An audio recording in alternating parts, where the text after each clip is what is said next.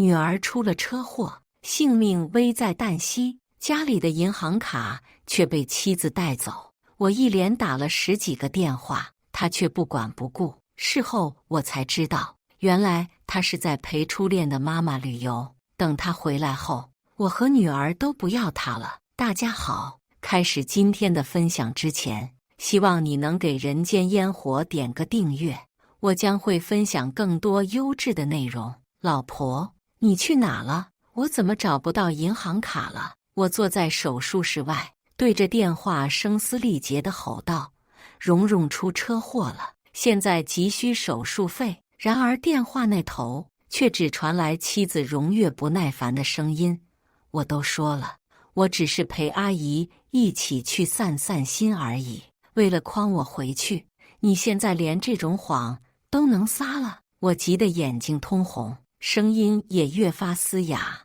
我没有骗你，蓉蓉真的出车祸了，现在正是救命的时候，银行卡被你带走是不是？你知不知道？我的话还没说完，电话便被挂断了，只传来一阵阵的忙音。这一刻，我如坠冰窟。和荣月结婚20多年，女儿也已经19岁了，今年刚上大一，家庭的重担逐渐减轻。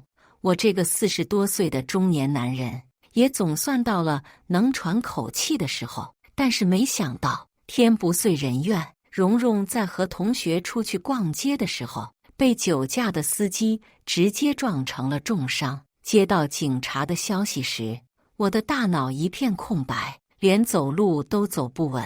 还是同事怕我路上出事，开车把我送过来的。看着被送进急救室，浑身是血，奄奄一息的女儿，我心如刀割。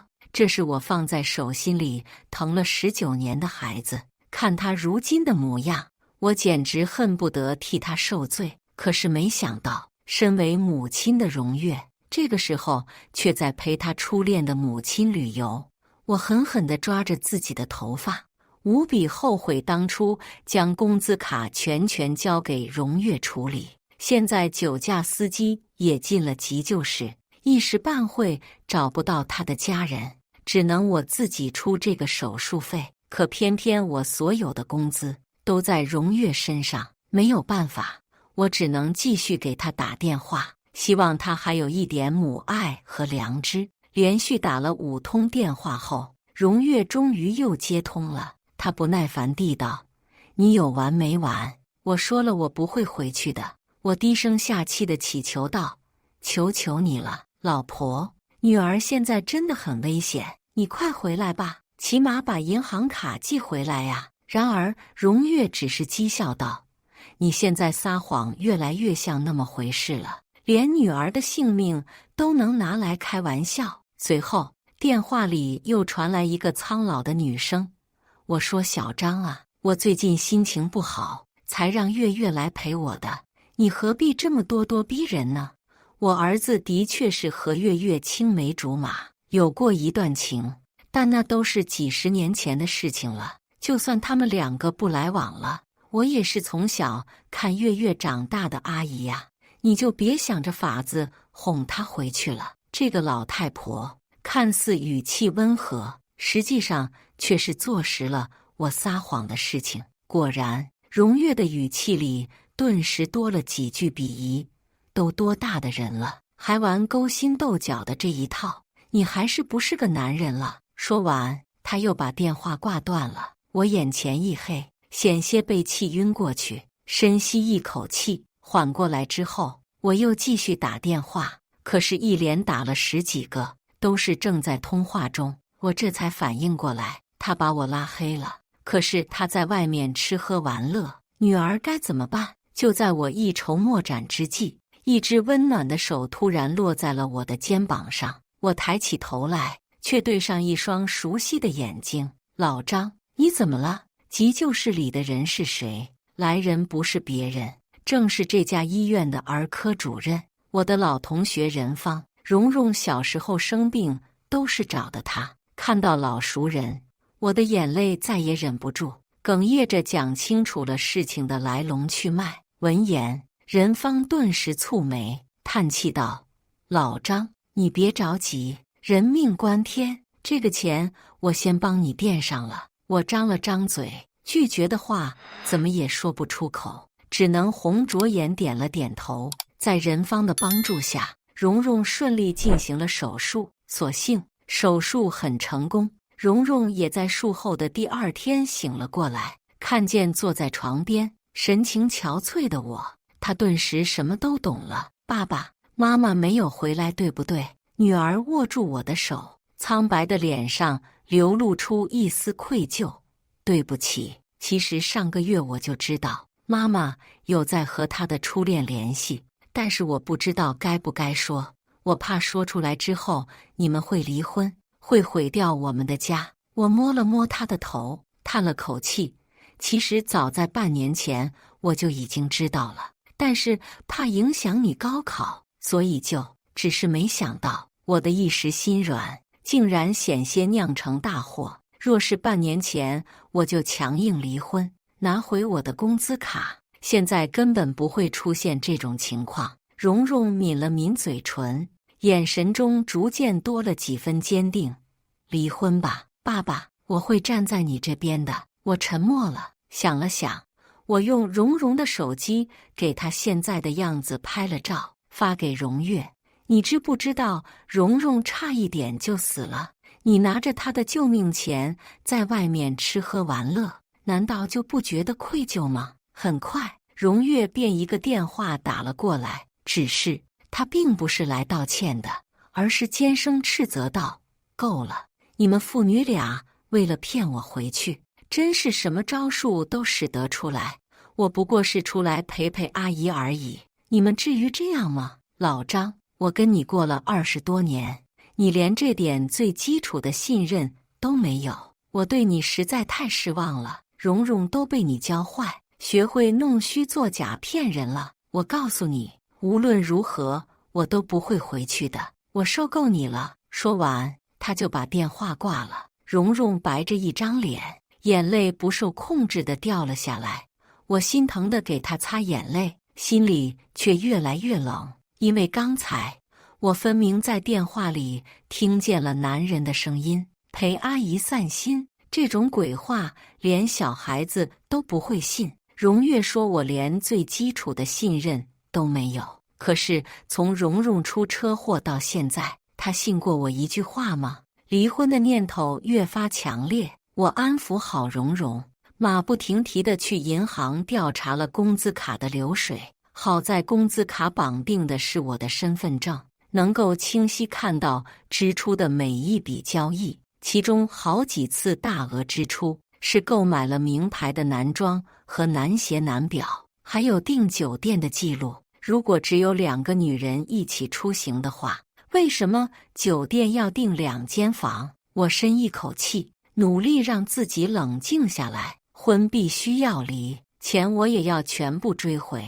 为了专心处理这件事，我不得不把蓉蓉托付给了任芳，本来就成了她不少情，现在又要请她帮忙，我不由得有些愧疚，真的非常对不起。只是我现在实在找不到别的可以信任的人了。任芳摆摆手，不用这么客气，我也很喜欢蓉蓉，一直都把她当作亲女儿来看。她这么一说，我心里一酸，因为任芳的丈夫和女儿已经在5年前双双落水去世了。我没有再多说那些客套话，而是把这份恩情记在了心里。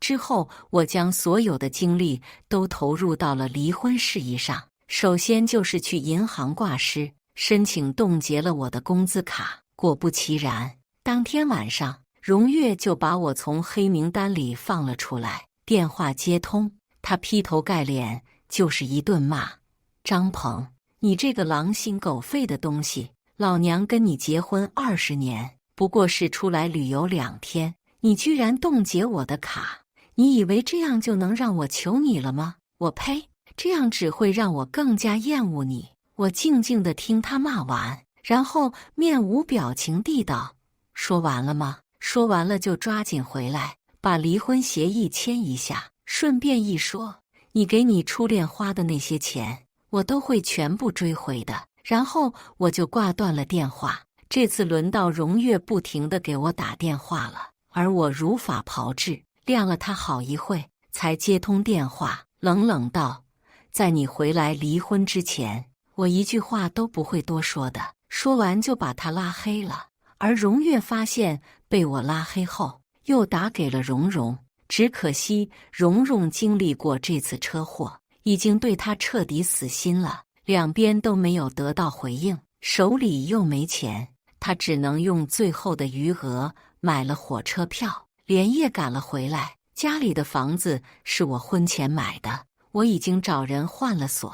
荣月气得头昏脑胀，竟直接跑到了我公司，在楼下大吼：“张鹏，你有种就出来！我看你是有绿帽癖，才整天怀疑老婆偷人，你还是不是男人了？我嫁给你这些年，为你生儿育女，你却这么对我。”他故意把自己说的仿佛受害者一般，往我身上泼脏水。可他不知道，在回公司请假的时候，我就已经把来龙去脉告诉了我的同事。此刻，同事们看着大喊大叫的女人，眼神中满是嘲讽。张鹏不在，他女儿出了车祸，他去医院陪护了。荣月一愣，蓉蓉真的出了车祸？说完，他又猛地摇头，不愿意接受这个事实。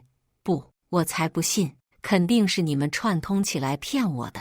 这下连我的同事都看不下去了。一个女同事忍不住道：“谁会拿这种事情开玩笑？你要是不信的话，就去市中心医院看看。再不济的话，你总要看新闻吧？前几天咱们这里发生了一起酒驾事故，都上热搜了。”眼见这么多人言之凿凿，荣月终于慌了神，他骂了一声，便急急忙忙地打车赶去了医院。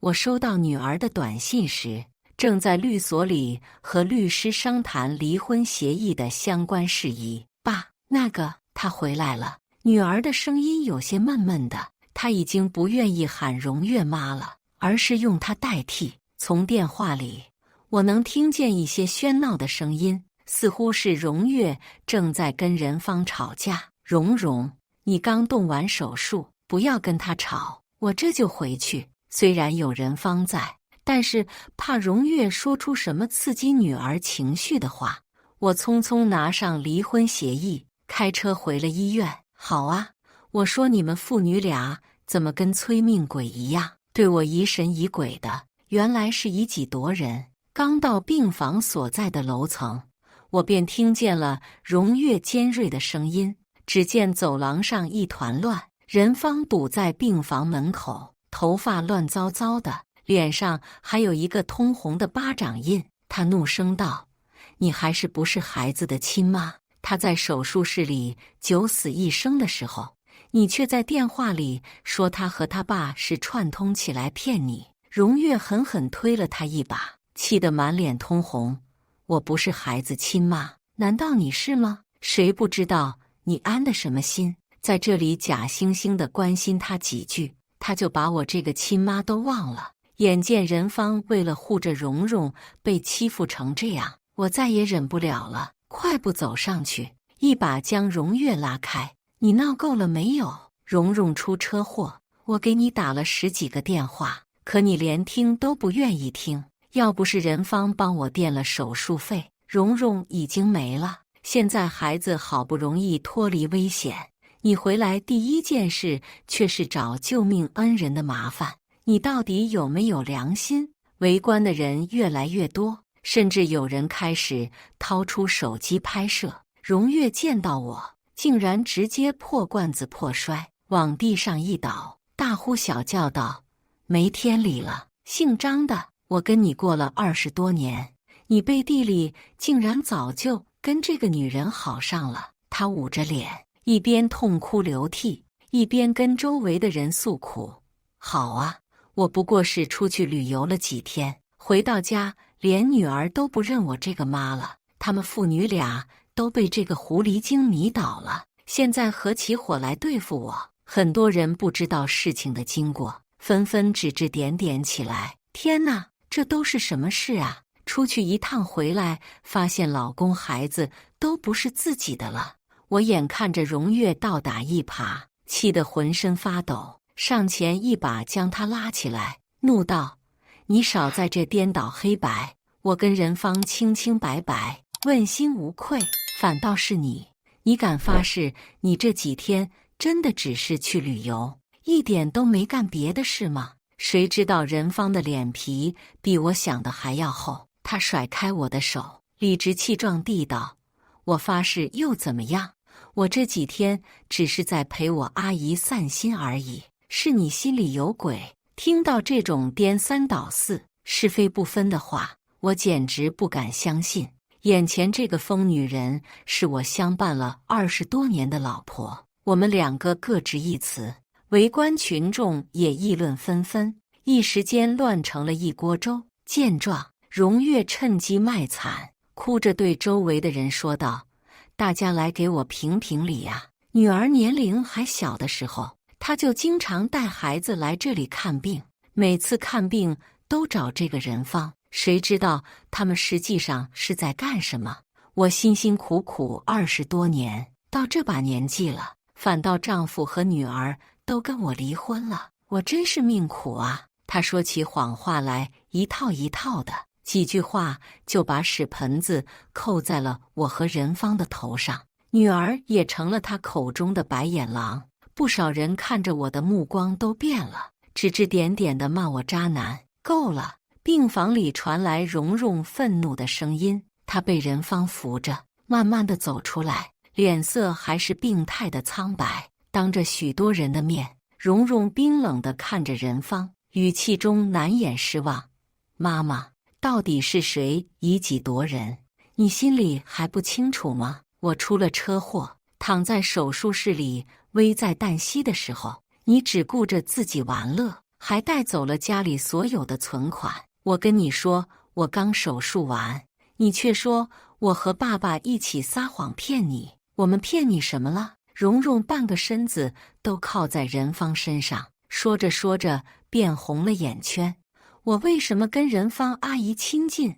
那是因为她一直在忙前忙后的照顾我，给我垫付手术费。小时候我总是生病，你工作忙没空搭理我，爸爸带我到医院来，都是任芳阿姨耐心看护我。难不成你要说我小时候也是装病骗你吗？在蓉蓉的含泪质问下，荣月哑口无言。半晌后，她才支支吾吾地道：“你一个小孩子，你懂什么？你爸肯定是为了来医院见老相好，故意把你弄生病的，像是抓到了什么把柄。”她越说越来劲：“对，肯定是这样，都是你们自导自演的。我被你们联合起来蒙蔽了20多年，现在你们还想继续骗我。”这一刻，我和蓉蓉对他的最后一丝感情也彻底消散了。夫妻携手20多年，竟然换来他这样厚颜无耻的污蔑。既然他不仁，那也别怪我不义了。蓉蓉和我对视一眼，她咬着牙点点头，眼泪终于控制不住地掉了下来。女孩颤着声音道：“妈妈，这是我最后一次叫你妈妈了。你别想再继续颠倒黑白了。”说着，他拿出手机，翻出了一张照片。上个月你和你的初恋发小约会，被我撞见了，我全都拍下来了。照片拍得很清晰，能够看见荣月和他初恋的脸，两个人的姿势亲密无比，怎么也无法解释。原本蓉蓉一直很纠结，作为孩子，她本能地爱着妈妈，不想把事情闹大，但是荣月实在太过分了，还一直在污蔑我和任芳的关系。她实在忍不了一直照顾自己的任芳阿姨被这样辱骂。看到那张照片，形势顿时反转，荣月脸色一白，哆哆嗦嗦地说不出话来。好半天后，她才指着蓉蓉，颤抖着道：“好，真是个好女儿，竟然帮着你爸对付我。你是想逼着我去死？你这个不孝女，白眼狼！我真是后悔生下你，养条狗都比养你要好。”被母亲用这种话责骂，蓉蓉身形一晃，本就苍白病态的脸色显得越发虚弱。我怒极，正要开口，没想到任芳率先抬起手，狠狠地甩了荣月一耳光。任芳一向温和，还是第一次跟人动手，明显是气急了。你这个人到底有没有心？是不是个人啊？蓉蓉在病房里躺着，你在外面逍遥快活，还把手术费全都带走了。你骂我可以，我问心无愧。但是蓉蓉这孩子从小不知道吃了多少苦，你这个亲妈不心疼，我还心疼呢。蓉蓉靠在任芳怀里，无声地掉眼泪。这段时间发生的事情，实在是对她造成了很大的打击。她毕竟还是个18、19岁的小女孩，我又是心疼，又是气愤，干脆把离婚协议直接拿了出来。行了，荣月，你也不用再继续胡搅蛮缠了，我们离婚。看到离婚协议书的那一刻，荣月瞪大了眼睛，满脸都写着不可置信。显然，她根本没料到我会提离婚。毕竟蓉蓉念小学的时候，我们也因为她和初恋偷偷见面的事情吵过架，那一次闹得很凶。但是最终为了蓉蓉，我还是妥协了。这件事我一直都瞒着蓉蓉，就是怕她产生什么心理阴影，影响心情和成绩。现如今她已经念大学了，也做出了自己的决定，我就没必要继续瞒下去了。可荣月不那么想，她一把夺过离婚协议，撕了个粉碎，冲我大叫：你想把我蹬了去找新欢？想都别想！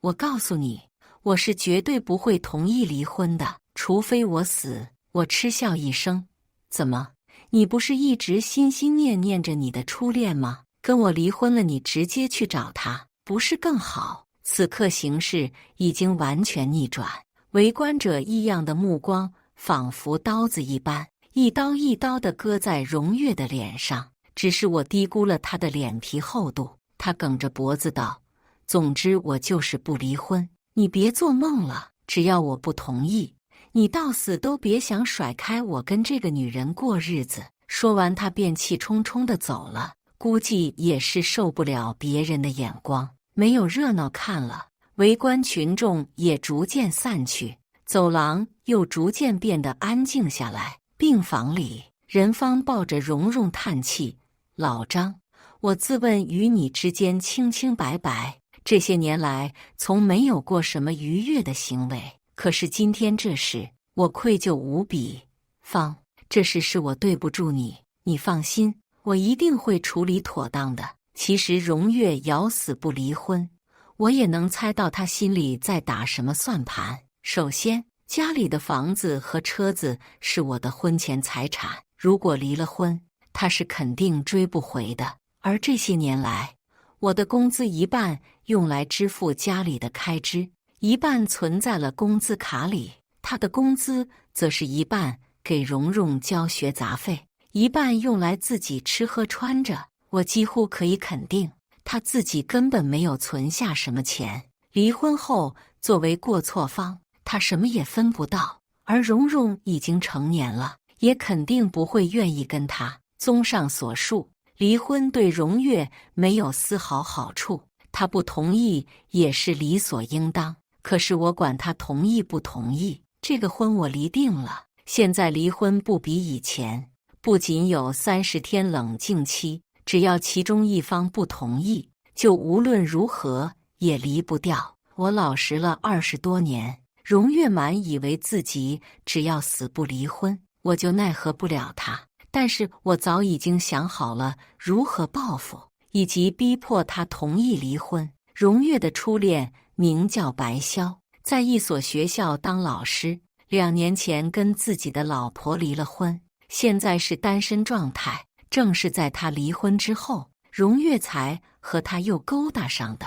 我稍微查一下就知道了，白潇现在正在相亲，而且同时接触了2、3名相亲对象。可笑荣月对白潇和白母掏心掏肺，但这母子2人实际上只是把她当取款机，放着家里的老公孩子不要，去讨好一个拜金捞男，真不知道他到底是怎么想的。我要让他们知道，老实人也不是好欺负的。挑了一个周五傍晚，人流量最大的时候，我带着所有的证据来到了白潇所在的学校里。这个时间，校门口都是等待接孩子放学回家的家长。我费了一番功夫才挤进去。很快，下课铃声响起，我一改刚才的沉闷模样，突然抱起，冲进了人群里。白潇，你这个拜金男，勾引我老婆，还花我的钱！我故意喊得很大声，让周围所有人都能听得清清楚楚。白潇显然没料到我会出现，一下子慌了神，转头就想跑，但我哪能让他如愿，冲上去一把抓住他的衣领，然后把手中准备好的照片以及花销明细的复印件抛洒出去。当着众多家长的面，我拽着白潇，含泪吼道：正好这里人多，大家给我评评理。前几天我女儿出了车祸，危在旦夕，我老婆却和这个男的一起出去旅游，还带走了我们家里的存款，导致我女儿差点没钱交手术费。像这种破坏别人家庭、道德败坏的老男，你们放心让他教自己家孩子吗？有人捡起了复印件，上面证据确凿，根本无法抵赖。围观的家长顿时愤怒起来，有性格比较直爽的中年女人直接开口就骂：我呸！我们就是冲着这所学校的师资力量才把孩子送进来的，结果你们居然招这种人渣当老师。其他人纷纷起哄，就是管不住下半身，谁知道女孩子在这里上学安不安全？这种人也配做老师？赶紧滚蛋！我死死拽着白潇，从头到尾都没有跟他动手，因为我清楚，一旦动手打人，在法律面前我是不占理的。白潇脸色铁青，试图挣脱，但他根本不是我的对手，只能被我拖在这里挨骂。这件事情闹得很大，校长和教导主任急匆匆地赶来，试图维持秩序，但是家长们根本不买他们的账，执意要求校方开除白潇。无可奈何之下，校长只好宣布白潇老师品德败坏，我校绝不容忍这样的人继续留下，还请你下周一就来收拾东西走人吧。闻言，白潇身子晃了一晃，瘫坐在地上，整个人像是丢了魂一样。据我所知，这所学校的待遇可是非常好的，而白潇当初能进来，还托了不少关系。现在好了，不仅铁饭碗丢了，以后找工作也会受到影响。没有学校会要一个破坏别人家庭的渣男当老师。得到满意的结果，家长们才带着孩子离开。我临走之前，在白潇耳边低声道：等着吧，这还只是一个开始。如果荣月继续坚持不离婚的话，我有的是办法搞死你。对了，你的名表和名牌衣服皮鞋都是荣月掏钱买的吧？我可是有权利追回夫妻共同财产的。说完，我也没管他是什么反应，起身离开了。回到家中，荣月果然已经收到了消息。我刚进门，迎面就是一个烟灰缸砸过来，幸好我身手还算敏捷，险之又险地躲了过去。姓张的，你真不是东西，居然干出这么下作的事情！荣月指着我的鼻子骂道：有什么事你冲我来，谁准你去找他的麻烦？我的面色瞬间阴沉下来，不敢想象刚才那个实心的烟灰缸如果砸中了，我现在会是什么惨状？行啊，我冷笑着掏出手机，我不找他的麻烦，找你的麻烦。原本还念着一点夫妻情分的我，此时什么也不顾了，直接把所有的证据发到了荣月的家族群、朋友圈，还有全部的共同好友。不仅如此，我还发了一封到他的公司邮箱里，举报他品德败坏。这一套操作下来，足以让荣月大出风头。这回他彻底破防了，气得一边砸东西一边大哭。你究竟想怎么样？我不就是出去玩了一趟吗？为什么就是不能原谅我这一回？他说的这么理直气壮，我直接气笑了。原谅你可以呀，那现在让你父母出车祸住院，我带着所有的钱离开，去找个女人一起旅游，只要你能做到这一点，我就原谅你。我狠狠地盯着他，语气中带上了几分威胁。现在老老实实离婚，我们还能好聚好散，否则我不知道我还会干出什么来。现在你和那个男的只是坏了名声而已，把我逼急了，我什么都干得出来。荣月总算知道害怕了，他吞了下口水，终于是唯唯诺诺地点了点头。有些人就是贱骨头，好好说话他们不听，必须要给点厉害瞧瞧才行。第二天我便和荣月去领了离婚证，1个月的冷静期后，我们顺利离婚，并追回了他花在白潇身上的大部分财产。由于荣月是过错方，所以他只分到了一小部分财产，和净身出户也没什么区别。离婚后，他和白潇在这边都待不下去了，匆匆回了老家。听说两人名声都臭完了，也找不到工作，只能混日子。而我继续工作，龚蓉蓉读完了大学，找到了一份相当不错的工作。她大学毕业那一年，我也和任芳走到了一起，一家3口过上了幸福美满的生活。以上就是今天分享的故事，大家有什么想说的、想吐槽的，欢迎在下方评论交流。也更希望能给人间烟火点个订阅，我将会分享更多优质的故事内容。